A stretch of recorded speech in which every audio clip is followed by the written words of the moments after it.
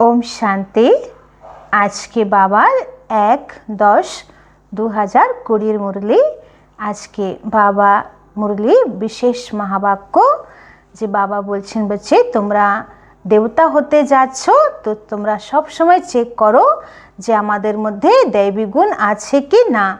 আমাদের সব সময় নিজেকে দেখতে হবে যে আজকে সারা দিন আমার কতটা সুকর্ম হয়েছে, শ্রেষ্ঠ কর্ম হয়েছে আর আমার দ্বারা কোনো বিকর্ম হয়নি। তো বাবা বলছেন যে রাগ করা বা কাউকে বিরক্ত করা, কাউকে মারপিট করা বা চুরি চাকারি করা এসব হচ্ছে মহাপাপ। তো এসব তোমরা করো না এবং সারাদিন নিজেকে চেক করো যে আমার ভিতরে কোনো রকম অবগুণ নেই। তো তাই আজকে বাবা গানও বলেছেন মুখড়া দেখলে প্রাণে যারা দর্পণ মে, মানে নিজের জ্ঞানের দর্পণে দেখো যে আমার অন্তর্মুখ কেমন আছে। তারপরে বাবা বলছেন যে পুরো মানে আধারই হচ্ছে পবিত্রতার উপরে। তো অনেকের মনে প্রশ্ন থাকে কি সত্যযুগে যোগ বল দ্বারা কিভাবে সন্তান হবে, তারা সত্যযুগে দেবী দেবতারা নির্বিকারী আছে, তো তারা কিভাবে নির্বিকারী থাকবে। তো বাবা বলছেন যে কৃষ্ণের মুকুটে ময়ূরের পাখনা দেখানো হয়, তো সেটা কিসের জন্য দেখানো, নিশ্চয় কোনো বড় রহস্য আছে। তো সত্যযুগে তো কৃষ্ণের মুকুটে ময়ূরের পাখনা থাকবে না, কিন্তু ভক্তি মার্গে দেখানো হয়েছে। তার মানে কলিযুগ শেষ পর্যন্ত একমাত্র ময়ূররূপী একটা পাখি আছে যে যাদের প্রজন্মটা একদম সম্পূর্ণ নির্বিকারী রূপে হয়, পবিত্র রূপে হয়। তো বাবা আজকে স্পষ্ট করেছেন যে কিভাবে তাদের সন্তান হয়। তো বাবা বলছেন এই জন্যই পবিত্রতার প্রতীক ময়ূর আর ময়ূরী, এই জন্যে ভারতবর্ষের জাতীয় পাখি ময়ূর ময়ূরীকে বলা হয়। এবং বাবা বললেন যে এই জন্যে যে সত্যযুগের রাজকুমার, প্রথম বিশ্বের যে রাজকুমার শ্রীকৃষ্ণ, তার মুকুটে ময়ূরের পাখনা দেখানো হয়। তো এটা নিশ্চয় খুব বড় কোনো রহস্য আছে। তো রহস্য এটাই যে কলিযুগ শেষ পর্যন্ত ময়ূর একটা পাখি যে পবিত্রতাকে রক্ষা করে। তারপরে বাবা বলছেন যে কৃষ্ণ যার শরীর আর আত্মা দুটোই পবিত্র, তো তাকে মহাত্মা বলা হবে না, এখনকার কোনো সাধু সন্তকে মহাত্মা বলা হবে কেন, যে তারা তো বিকার দ্বারা জন্ম নিয়েছে, এই জন্য তাদেরকে মহাত্মা বলা হবে না। মহাত্মা তো একমাত্র কৃষ্ণকেই বলা হবে যার শরীর আর আত্মা দুটোই পবিত্র আছে। তারপরে বাবা আজকে আরেকটা কথা বললেন যে যত সময় কাছে আসবে বিনাশের তত তোমরা বিভিন্ন রকম পার্ট দেখতে পারবে। তো ড্রামার সব রহস্য একসঙ্গে বাবা খুলছেন না, তাহলে তো ড্রামা দেখার আনন্দই থাকবে না। তারপরে বাবা বললেন কি যদি সব তোমরা এখনই কর্মাতীত হয়ে যাও তাহলে তো এখনই সত্যযুগে স্থাপন করতে হবে। কেন? কর্মাতীত স্থিতিকে প্রাপ্ত করবে যে আত্মা, সে পূর্ণ পবিত্র হয়ে যাবে আর তখন সে অপবিত্র শরীরে প্রবেশ করতে পারবে না, তাকে সম্পূর্ণ পবিত্র শরীর দরকার। তাহলে তো সত্যযুগ খুব তাড়াতাড়ি আনতে হবে, কিন্তু এখনও সত্যযুগে স্থাপন হতে তো সময় লাগবে। এই জন্য এখনই তোমাদের কর্মাতীত অবস্থা আসবে না, কিন্তু তোমাদেরকে ইয়াদের যাত্রার রেস করতে হবে, খুব চেষ্টা করতে হবে, ধীরে ধীরে কর্মাতীত স্থিতির কাছে যেতে হবে পুরুষার্থ করতে করতে। তো এভাবে বাবা অনেক রহস্য আজকেও শুনিয়েছেন। চলুন এবার আমরা বাবার পুরো মুরলি বিস্তারিতভাবে শুনব। मीठे बच्चे, तुम्हें देवता बनना है, इसलिए माया के अवगुणों का त्याग करो। गुस्सा करना, मारना, तंग करना, बुरा काम करना, चोरी चकारी करना, यह सब महापाप है। आज के बाबा পুরো মুরলি ধারণার উপরে বলছেন যে কাউকে মারা, কাউকে কষ্ট দেওয়া, কোনো রকম খারাপ কাজ করা, রাগ করা, চুরি চাকারি করা, এ সমস্ত মহাপাপ, এগুলোকে ত্যাগ করো। আজকের প্রশ্ন, इस ज्ञान में कौन से बच्चे तीखे जा सकते हैं? घाटा किन्हें पड़ता है? বলছেন এই জ্ঞান মার্গে কোন বাচ্চারা খুব এগিয়ে যেতে পারে, কিন্তু কোন বাচ্চাদের আবার ঘাটা পড়ে যায়, মানে ঘাটতি পড়ে যায়। तो उत्तर है जिन्हें अपना पोता मेल रखना आता है वह इस ज्ञान में बहुत तीखे जा सकते हैं। বলছেন যারা নিজের চার্ট রাখে তারা এই জ্ঞান মার্গে অনেকটা এগিয়ে যেতে পারবে। घाटा उनको पड़ता है जो देही अभिमानी नहीं रहते। যারা आत्म अभिमानी থাকে না তাদের घाटती हो जाए। तो बाबा कहते व्यापारी लोगों को पोता मेल निकालने की आदत होती है, वह यहाँ भी तीखे जा सकते हैं। যারা বিজনেসম্যান বা হচ্ছে তারা রোজ রাতের বেলা নিজের চার্ট চেক করে, মানে নিজের পোতা মেল চেক করে যে আজ আমার কত লাভ হলো, কত আমার নুকসান হলো। তো সেরকম বাবা বলছে যে তোমরাও রোজ রাতের বেলা নিজের চার্ট চেক করো যে আজ সারাদিন আমার দ্বারা কি কি ভুল কাজ হয়েছে, কি কি বিকর্ম হয়েছে, আর আজ আমার দ্বারা কতটা পুণ্যের কাজ হয়েছে, আমি পুণ্যের খাতা কত জমা করেছি। गीत है मुखड़ा देख ले प्राणी जरा दर्पण में। कितने पुण्य हैं कितने पाप हैं देख तेरे जीवन में। बोलছে মুখড়া দেখে নাও, তোমার অন্তর্মুখ অন্তর জ্ঞানের দর্পণে চেক করো। ओम शांति। रूहानी पाठधारी बच्चों प्रति बाप समझाते हैं क्योंकि रूह ही पाठ बजा रही है बेहद के नाटक में। है तो मनुष्यों का ना। बच्चे इस समय पुरुषार्थ कर रहे हैं, भल वेद शास्त्र पढ़ते हैं, शिव की पूजा करते हैं, परंतु बाप कहते हैं इनसे कोई मेरे को प्राप्त नहीं कर सकते क्योंकि भक्ति है ही उतरती कला। বাবা বলছেন যে ভক্তরা শিবের পুজো করছে, বেদ শাস্ত্র পড়ছে, কিন্তু এগুলো দ্বারা কেউ আমাকে প্রাপ্ত করতে পারবে না।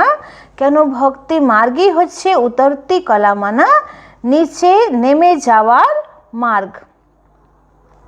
ज्ञान से सद्गति होती है तो जरूर कोई से उतरते भी होंगे।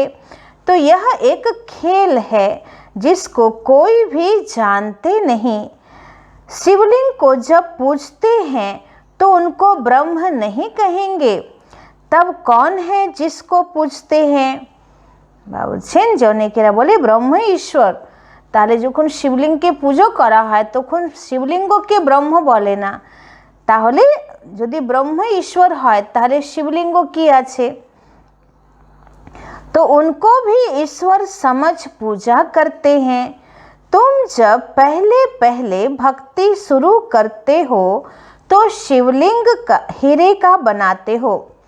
বলছেন যখন তোমরা প্রথম শিবলিঙ্গের পুজো শুরু করছো, শিব পুজো, তখন পুরো हीरेर लिंग बनाच्छो। अभी तो गरीब बन गए हैं तो पत्थर का बनाते हैं। हीरे का लिंग उस समय 4-5 हजार का होगा। বলছেন সেই যুগে, তারপর যুগে যখন হীরের লিঙ্গ তৈরি হচ্ছিল শিবলিঙ্গ, তখন তার হয়তো মূল্য 4-5 हजार হবে। इस समय तो उनका दाम 5-7 लाख होगा। ऐसे हीरे अभी मुश्किल निकलते हैं। বলছে এখন তো সেই হীরের দাম 5-7 লাখ, তার থেকেও বেশি হবে। তো বাবা বলছে এখন সেরকম হীরে দেখাই যায় না। তো আছে না আমাদের ভারতবর্ষে যে শিবলিঙ্গ তৈরি হয়েছিল প্রথমতেও, সেখানে কোহিনূর হীরা লাগানো ছিল। তো ऐसे हीरे अभी मुश्किल निकलते हैं। पत्थर बुद्धि बन गए हैं तो पूजा भी पत्थर की करते हैं ज्ञान बिगर। जब ज्ञान है तो तुम पूजा नहीं करते हो, चैतन्य सम्मुख में है।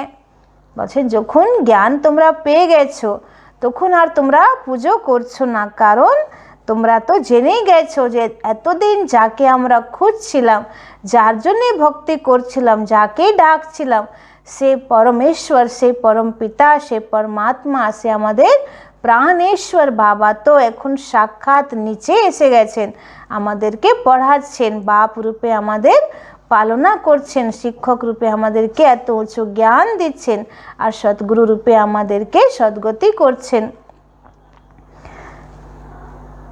जानते हो याद से ही विकर्म विनाश होंगे। गीत में भी कहते हैं ना, हे बच्चों प्राणी कहा जाता है आत्मा को, प्राण निकल गया फिर जैसे मुर्दा है। आत्मा निकल जाती है। বাবা বলছেন মানুষ যখন জীবিত আছে তখন তাকে আরেকটা নাম দেওয়া হয় প্রাণী। প্রাণী মানে যার ভিতরে প্রাণ আছে, যে জীবের মধ্যে প্রাণ আছে মানে আত্মা আছে। যখন আত্মা বেরিয়ে গেল তখন তাকে আর প্রাণী বলা যাবে না, কারণ আত্মারূপী প্রাণ বেরিয়ে গেল। तो आत्मा निकल जाती है। आत्मा है अविनाशी। आत्मा जब शरीर में प्रवेश करती है तब चैतन्य है। तो बाप कहते हैं, हे आत्माएं अपने अंदर जांच करो कहाँ तक दैवी गुणों की धारणा हुई है। বাবা বলছেন হে আত্মা নিজের ভিতরে যাচাই করো যে কতটা দেবী গুণ তুমি ধারণ করেছো।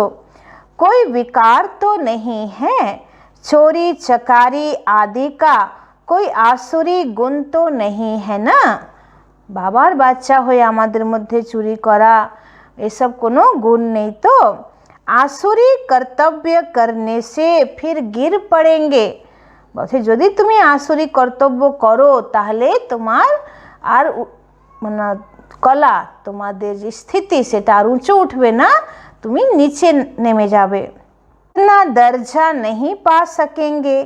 खराब आदत को मिटाना जरूर है। देवता कभी कोई पर गुस्सा नहीं करते। यहाँ असुरों द्वारा कितनी मार खाते हैं, क्योंकि तुम दैवी संप्रदाय बनते हो तो माया कितनी दुश्मन बन पड़ती है। বলছে যখন তোমরা ঈশ্বরীয় সম্প্রদায়ের হয়ে যাচ্ছ তখন মায়া তোমাদের শত্রু হয়ে যাচ্ছে, তোমাদেরকে নানান রকম বাধা দিচ্ছে, বিঘ্ন দিচ্ছে। माया के अवगुण काम करते हैं। मारना, तंग करना, बुरा काम करना यह सब पाप है। तुम बच्चों को तो बहुत शुद्ध रहना चाहिए। चोरी चकारी आदि करना तो महान पाप है। बाप से तुम प्रतिज्ञा करते आए हो, बाबा मेरा तो आप एक दूसरा न कोई। हम आपको ही याद करेंगे।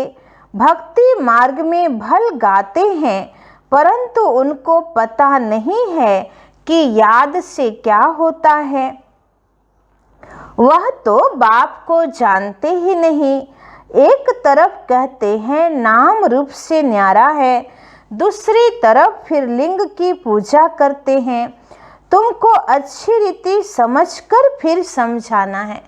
বলছেন একদিকে ভগবানকে বলেন যে ভগবানের কোনো নাম নেই, কোনো রূপ নেই, আবার একদিকে শিবলিঙ্গের পুজো করা হচ্ছে। তো বাবা বলছে যে তাদের কাছেই স্পষ্ট নেই যে ভগবানের আসল নাম আর রূপ কি আছে।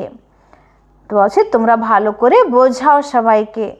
बाप कहते हैं यह भी जज करो कि महान आत्मा किसको कहा जाए।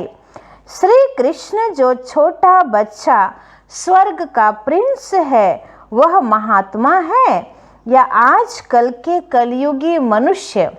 बाबा বলছেন যে মানুষকে প্রশ্ন করো যে শ্রীকৃষ্ণ যে একটা ছোট্ট বাচ্চা স্বর্গের রাজকুমার, তো সে মহাত্মা না এখনকার কলিযুগের মানুষ মহাত্মা। তো মহাত্মা তো তাকেই বলা হবে যার শরীর আর আত্মা দুটোই পবিত্র আছে। वह विकार से पैदा होता है क्या, वह है ही निर्विकारी दुनिया। বলছে কৃষ্ণ বিকার দ্বারা জন্ম নেয় না, সে তো निर्विकारी पुरुष। वह महात्मा है, यह है विकारी दुनिया। निर्विकारी को बहुत टाइटल दे सकते हैं, विकारी का क्या टाइटल है।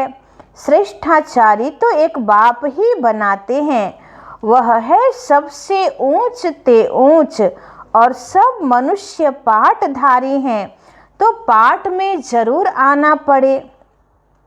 बाबा बोलছেন যে ড্রামাতে যত অ্যাক্টর আছে বা পরমধামে যত আত্মা আছে সবাই কিন্তু অ্যাক্টর। তো সবাইকে সৃষ্টি নাট্য মঞ্চে, অভিনয় মঞ্চে হ্যাঁ আসতেই হবে অভিনয় করার জন্যে। तो सतयुग है श्रेष्ठ मनुष्यों की दुनिया, जानवर आदि सब श्रेष्ठ हैं। বলছে সত্যযুগে পশু পাখিরাও শ্রেষ্ঠ হবে, সত প্রধান হবে। वहाँ माया रावण ही नहीं है, वहाँ ऐसे कोई तमोगुनी जानवर होते नहीं। तुमको मालूम है मोर डेल है, वह विकार से बच्चा पैदा नहीं करते। उनको आंसू गिरता है, उसे डेल धारण करती है। नेशनल बर्ड कहते हैं ना। বাবা বলছেন যে সত্যযুগে কোনো তমোগুণী জীবজন্তু হবে না, সত্যযুগে মোর ময়ূরী হবে। তো তারা বিকার তাদের মধ্যে নেই, তারা সম্পূর্ণ পবিত্র।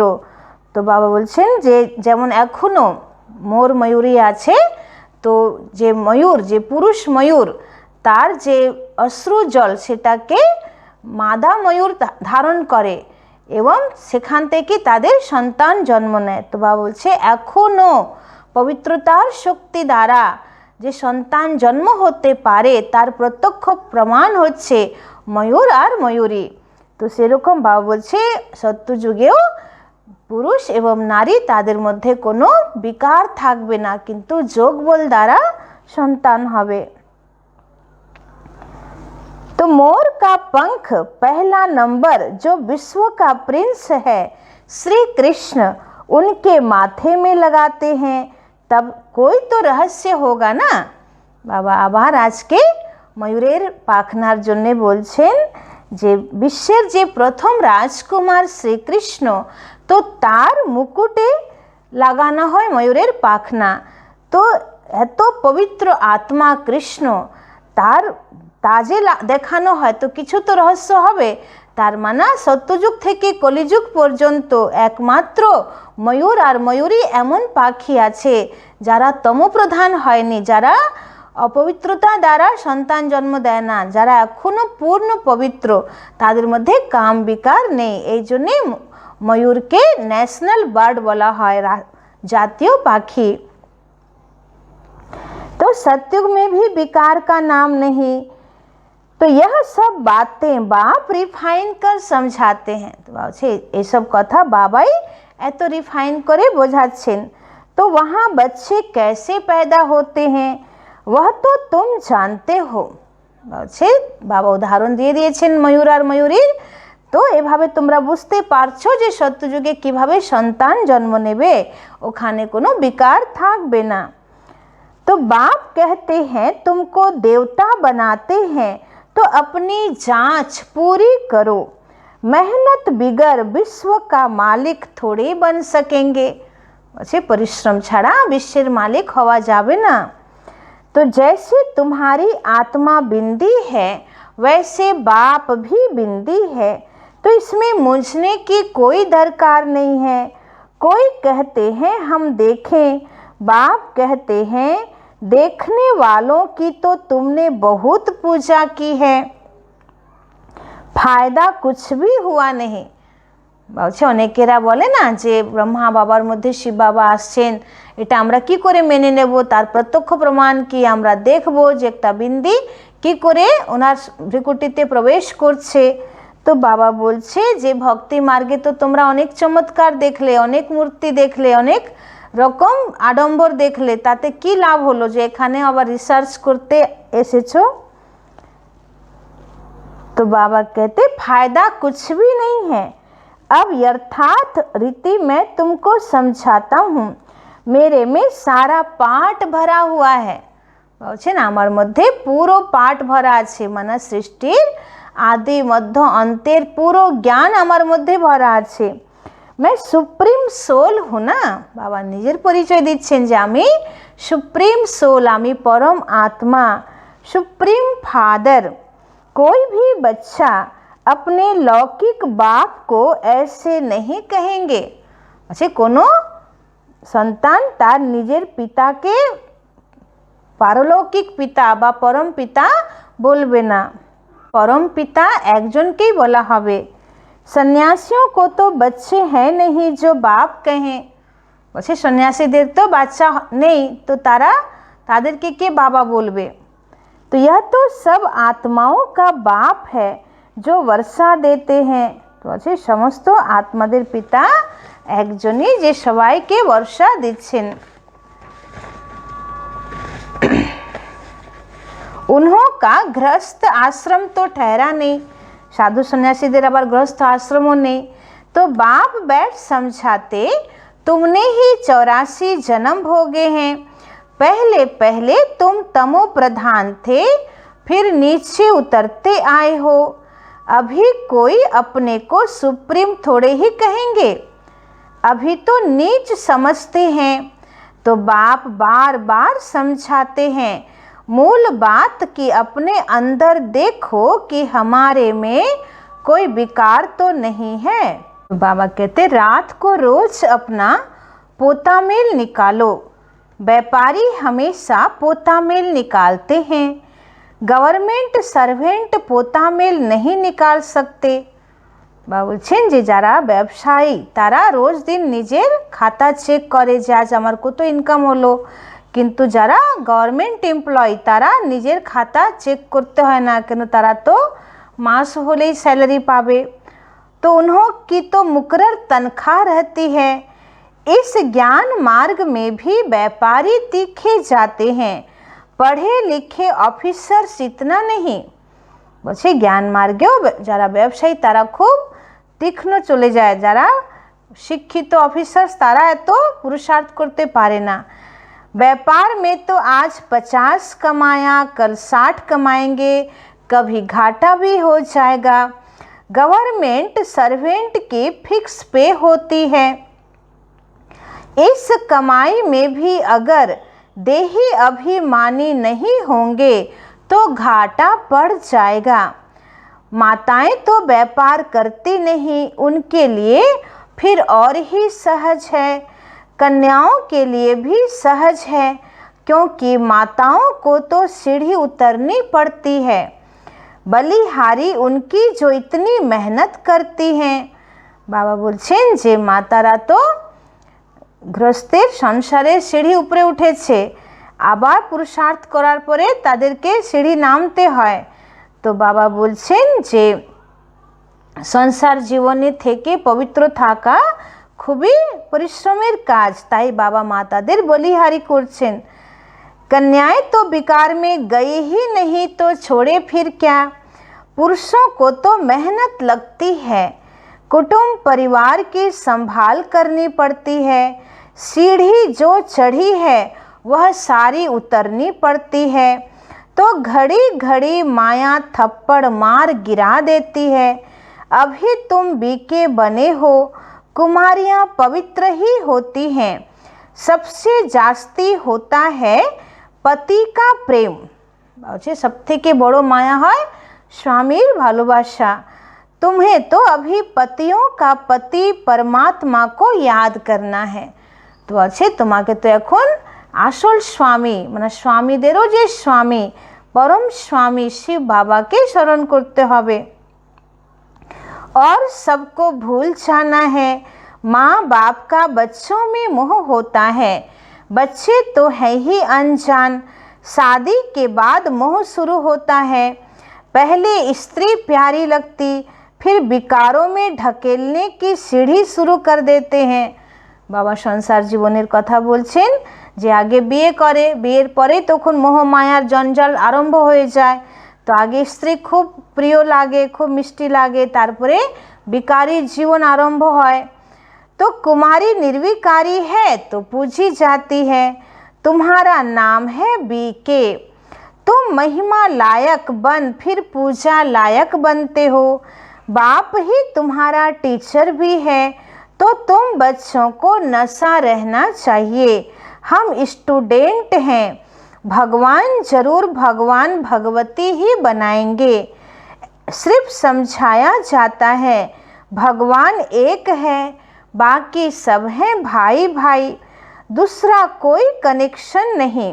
বাবা বলছেন যে তোমাদের একটাই রিলেশন, যে এক পিতার সন্তান আমরা সবাই, आत्मा आत्मा भाई भाई, আর আমাদের অন্য কোনো রিলেশন নেই।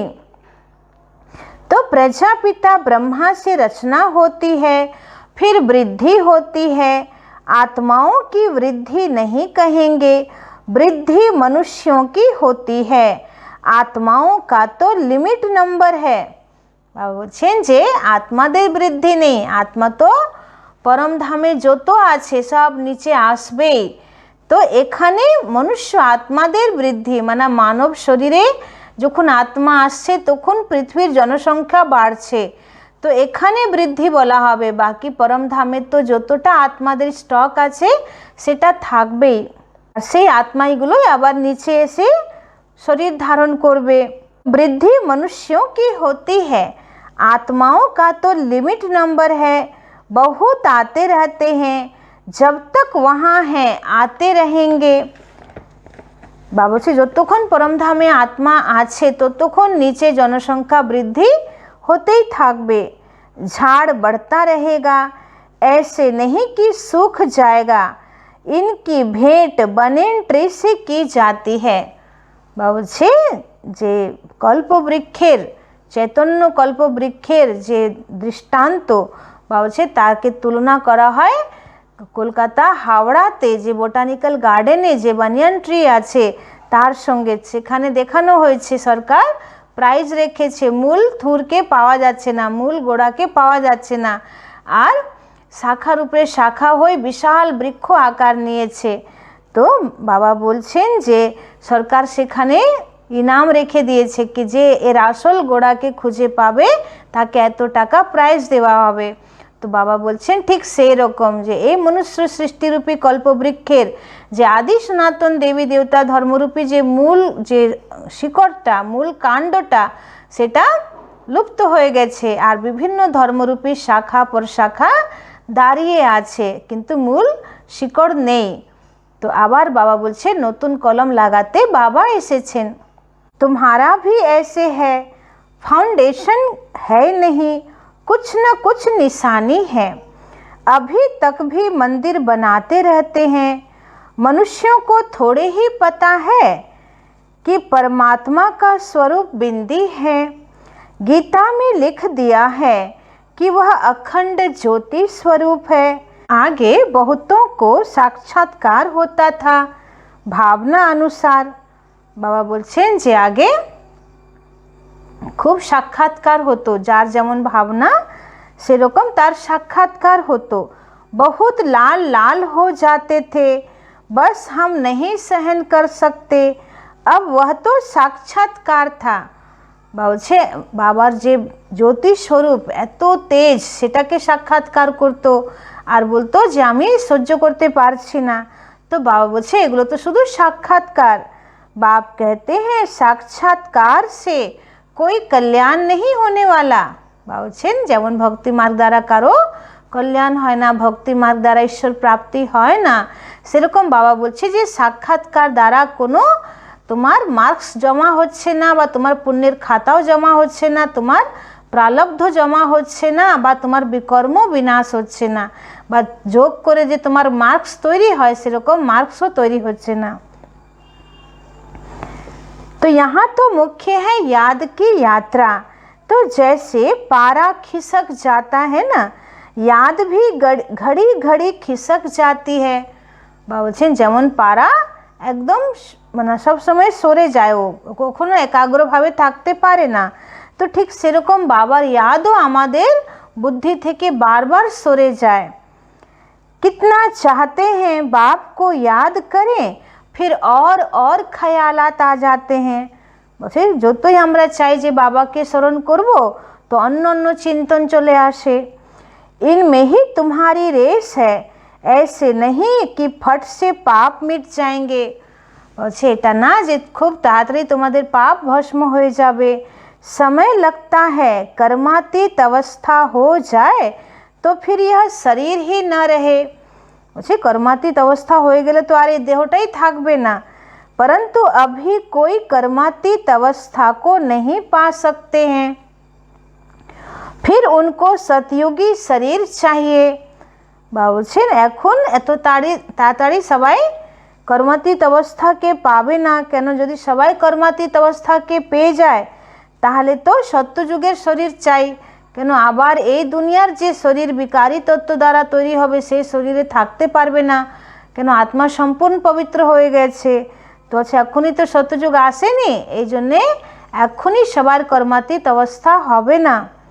तो अब तुम बच्चों को बाप को ही याद करना है, अपने को देखते रहो, हमसे कोई बुरा काम तो नहीं होता है। বাবা বলছে নিজেকে দেখো যে আমার দ্বারা কোনো খারাপ কাজ তো হচ্ছে না। पोतामेल जरूर रखना है, ऐसे व्यापारी झट साहूकार बन सकते हैं। बाप के पास जो नॉलेज है वह दे रहे हैं। बाप कहते हैं मेरी आत्मा में यह ज्ञान नूंधा हुआ है, हु बहु तुमको वही बोलेंगे जो कल्प पहले ज्ञान दिया था। বলছেন আমার আত্মার মধ্যে পুরো সঙ্গম যুগে আমি যা জ্ঞান দিচ্ছি সেটা একদম ফিক্স করা আছে। তো আজকে আমি তোমাকে যে জ্ঞান দিচ্ছি সেটা কল্প পূর্বেও দিয়েছিলাম, তার আগের কল্পেও দিয়েছিলাম, এইভাবে আবার 5000 বছর পরেও দেব।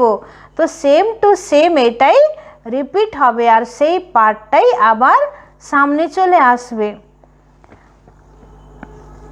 बदल सदल नहीं सकता, हु बहु तुमको वही बोलेंगे जो कल्प पहले ज्ञान दिया था, बच्चों को ही समझाएंगे और क्या जाने। तुम इस सृष्टि चक्र को जानते हो, इसमें सब एक्टर्स का पार्ट नूंधा हुआ है, बदल सदल नहीं सकता, न कोई छुटकारा पा सकता है। বলছে কেউ মুক্তিও পাবে না এই পাঠ থেকে। হ্যাঁ বাকি সময় মুক্তি মিলতি হ্যাঁ, যতক্ষণ পরমধামে আছে ততক্ষণ আত্মা মুক্ত অবস্থায় আছে। तुम तो ऑलराउंड हो, 84 जन्म लेते हो, बाकी सब अपने घर में होंगे, फिर पिछाड़ी में आएंगे। বলছেন আমরা তো পুরো 84 জন্ম নিচ্ছি, তো আমরা অলরাউন্ডার পাঠধারী। बाकी सब अपने घर में होंगे, फिर पिछाड़ी में आएंगे, मोक्ष चाहने वाले यहाँ आएंगे नहीं। বলছেন যারা মোক্ষ চায় তারা খুব তাড়াতাড়ি এই সৃষ্টি মঞ্চে আসবে না, তারা অনেকটা টাইম মুক্তিতে থাকবে পরমধামে। वह फिर पिछाड़ी में चले जाएंगे, ज्ञान कभी नहीं सुनेंगे। বলছে তারা কখনো জ্ঞান শুনবে না কেন, জ্ঞান শুনলেই তো তাদেরকে আবার তাদের পাঠ তাড়াতাড়ি চলে আসবে, মানে সত্যযুগে বা ত্রেতা যুগে আসতে হবে, এই জন্যে তারা জ্ঞান কখনো শুনবে না। मच्छरों सदृश आए और गए, तुम तो ड्रामा अनुसार पढ़ते हो, जानते हो बाबा ने 5000 वर्ष पहले भी ऐसे राजयोग सिखाया था।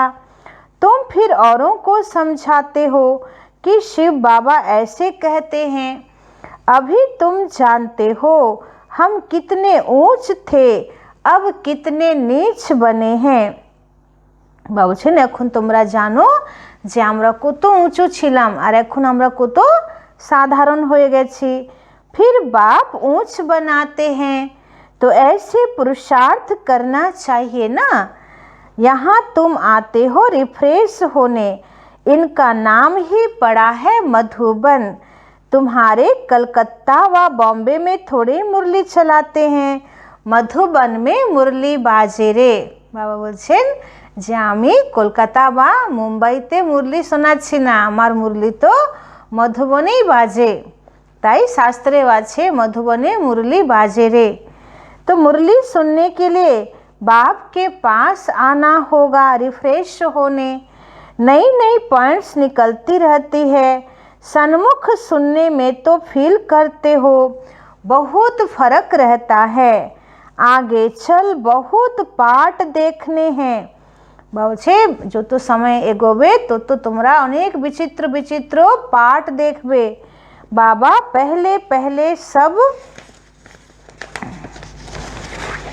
सुना दें तो टेस्ट निकल जाए।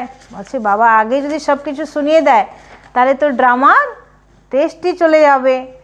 যেমন আমরা কোনো সিনেমা দেখি তখন কি হয়, আগে থেকে জেনে থাকলে আর ভালো লাগে না, মনেই হয় যে এরপরে এটা হবে। কিন্তু যদি না জানি তাহলে একটা সাসপেন্স থাকে যে এরপরে কী হবে। তো সেরকম বাবা বলছেন যে এখন থেকে তোমাকে আমি সব যদি বলে দিই তাহলে তো কোনো মজাই থাকবে না, সাসপেন্সই থাকবে না। এই জন্যে যত সময় কাছে আসবে তোমরা বিচিত্র বিচিত্র ड्रामाते सीन देखते पारबे। आहिस्ते आहिस्ते इमर्ज होता रहता है, एक सेकंड न मिले दूसरे से। तो बाप आए हैं रूहानी सेवा करने, तो बच्चों का भी फर्ज है रूहानी सेवा करना। कम से कम यह तो बताओ, बाप को याद करो और पवित्र बनो। पवित्रता में ही फेल होते हैं क्योंकि याद नहीं करते हैं। तुम बच्चों को बहुत खुशी होनी चाहिए, हम बेहद के बाप के सन्मुख बैठे हैं जिसको कोई भी नहीं जानते हैं। ज्ञान का सागर वह शिव बाबा ही है। देहधारी से बुद्धि योग निकाल देना चाहिए। शिव बाबा का यह रथ है, इनका रिगार्ड नहीं रखेंगे तो धर्मराज द्वारा बहुत डंडे खाने पड़ेंगे। বাবা বলছেন যে ব্রহ্মা বাবার যদি সম্মান না করি আমরা তাহলে ধর্মরাজ থেকে ডান্ডা খেতে হবে। বাবা বলছে এটা সাধারণ ভেবো না, শিব বাবার রথ উনি, তো ওনার কোনো রকম যেন অসম্মান কেউ না করে, নালে খুবই পাপের শাস্তি লেগে যাবে। बड़ों का रिगार्ड तो रखना है ना, आदि देव का कितना रिगार्ड रखते हैं। जड़ चित्र का इतना रिगार्ड है तो चैतन्य का कितना रखना चाहिए। বলছে ব্রহ্মার মন্দিরে যে মূর্তি আছে তো তার কত সম্মান, তার কত পুজো, তাকে বিগ্রহ রূপে মানুষ কত দর্শন করতে যাচ্ছে, লাইন লেগে আছে ওখানে। তো সেই চৈতন্য রূপে যখন ব্রহ্মা আছে তো তার সম্মান কত হওয়া উচিত। তো বাবা বলছে কোনো রকম যেন ওনাকে অসম্মান না করা হয়।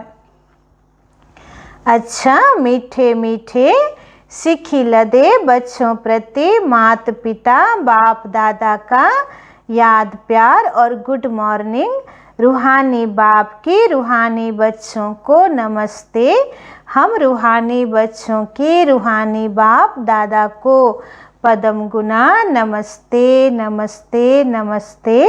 सदा रहेंगे हंसते, बनेंगे फरिश्ते, चलेंगे परम धाम के सीधे रास्ते। शुक्रिया बाबा शुक्रिया। এবার ধারণার মুখ্য সার। 1 নম্বর পয়েন্ট, अंदर में अपनी जांच कर दैवी गुण धारण करने हैं। বলছে নিজের ভিতরে নিজেই যাঞ্চ করো যে আমার মধ্যে পুরো दैवी गुण আছে তো। खराब आदतों को निकालना है, प्रतिज्ञा करनी है बाबा हम कभी भी बुरा काम नहीं करेंगे। বাবা বলছেন যে প্রতিজ্ঞা করো বাবার কাছে যে আমরা কখনো আর খারাপ কাজ কিছু করব না। 2 নম্বর, कर्मातीत अवस्था को प्राप्त करने के लिए याद की रेस करनी है। अच्छा कर्मातीत स्थिति के प्राप्त करार जन्ने যোগের রেস করতে হবে। रूहानी सेवा में तत्पर रहना है, बड़ों का रिगार्ड रखना है। বলছে বড়দের সম্মান করতে হবে। আজকের वरदान, सर्व खजानों को स्व के प्रति और औरों के प्रति यूज करने वाले अखंड महादानी भव। सर्व खजानों को स्व के प्रति और औरों के प्रति यूज करने वाले अखंड महादानी भव। বলছে বাবার দেওয়া সমস্ত ঈশ্বরীয় খাজানাকে নিজের কল্যাণের প্রতি উন্নতির প্রতি ইউজ করো এবং অন্যের কল্যাণের প্রতি ইউজ করো, তবেই বলা হবে তোমাকে অখণ্ড মহাদানী। तो जैसे बाप का भंडारा सदा चलता रहता है, रोज देते हैं, ऐसे आपका भी अखंड लंगर चलता रहे, क्योंकि आपके पास ज्ञान का, शक्तियों का, खुशियों का भरपूर भंडारा है। বলছে তোমাদের কাছে জ্ঞানের, শক্তির एवं खुशीर भरपूर भांडारा आछे। इसे साथ में रखने व यूज करने में कोई भी खतरा नहीं है। बाबा बोलছেন যে বাবার এই ভান্ডারাটা সবসময় যদি তুমি কাছে রাখো তাহলে তোমার কোনো মানে ভয় নেই যে কেউ চুরি করে নেবে। যত রাখবে তত তোমার ভালো, কোনো চুরি হওয়ার ভয় নেই। यह भंडारा खुला होगा तो चोर नहीं आएगा, बंद रखेंगे तो चोर आ जाएंगे। इसलिए रोज अपने मिले हुए खजानों को देखो और स्व के प्रति और औरों के प्रति यूज करो तो अखंड महादानी बन जाएंगे। तो अच्छे तुम बाबा बोलছেন যে রোজ দিন তুমি এই খাজানাকে দেখো, চেক করো আর নিজের কল্যাণের জন্যে বা অন্যের কল্যাণের জন্য ইউজ করো, তাহলে অখণ্ড মহাদানী হয়ে যাবে। आज का स्लोगन है सुने हुए को मनन करो, मनन करने से ही शक्तिशाली बनेंगे। বলছে যেটা শুনছো সেটাকে ভালো করে মনন করো, মনন করলেই শক্তিশালী হবে। আজকে সতগুরুবার, তো আজ আমরা বাবার বিশেষ ভোগ বাবাকে আমরা অর্পণ করব এবং সারা দিন সতগুরু বাবাকে ইয়াদ করব আর খুব খুশিতে থাকব যে সতগুরু বাবা কি করে আমাদেরকে সদ্গতি দিচ্ছেন, কত শ্রেষ্ঠ গতি শ্রেষ্ঠ প্রালব্ধ আমাদের তৈরি করছেন। তো সারা দিন আমরা আজকে বাবাকে সতগুরু রূপে স্মরণ করব। ওম শান্তি।